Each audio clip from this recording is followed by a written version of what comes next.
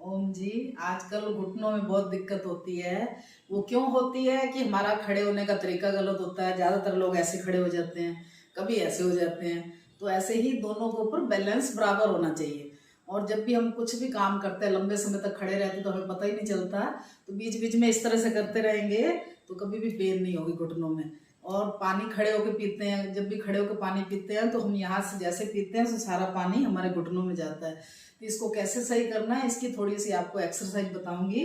Late के आप bed पे भी कर सकते हो और ऐसे बैठ के भी कर सकते हो।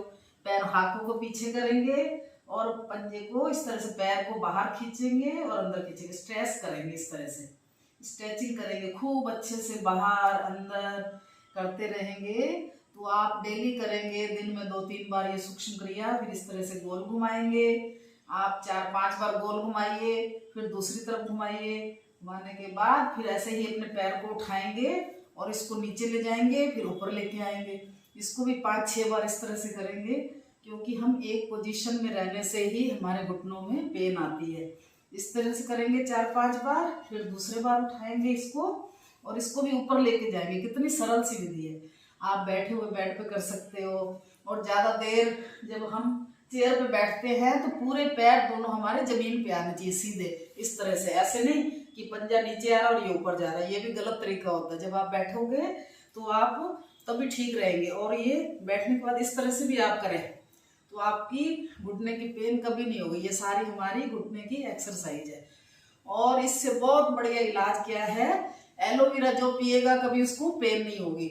आप डेली 4 ढक्कन, पतंजलि का 200 रुपये में मिल जाता है, 2-4 ढक्कन उसमें पानी मिलाइए गुनगुना, और सुबह पीजिए और शाम को पीजिए। तो 2 टाइम पियेंगे, 2 महीने के बाद ही आपकी पेन पूरी तरह से खत्म हो जाएगी। मुझे तो 5-6 साल हो गए पीते हुए, कभी पेन नहीं। और पहले बहुत पेन रहती थी। और लेट के साइकिलिंग करेंगे। जैसे ही आप साइकिल चलाते हैं 30-40 बार ऐसे राइट साइड में आप गिन के करेंगे। फिर आप उल्टा चलाएंगे।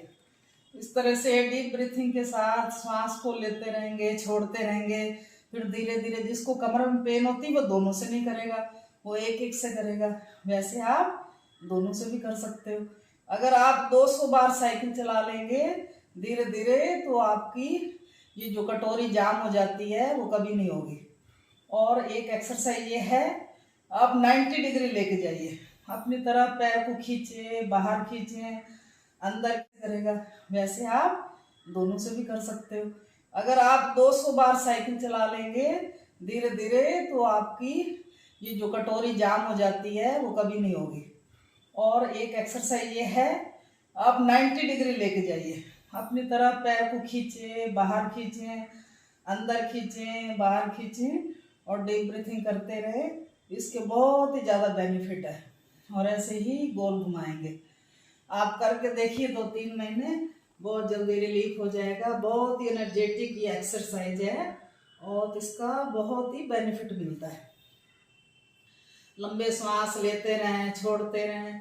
और जितना पैरों को चलाएंगे नीचे की नसें हमारी खुलेंगी। जब आप सोते हो तो एकदम ऐसे करके नहीं सोना चाहिए, इस तरह से पैर करके।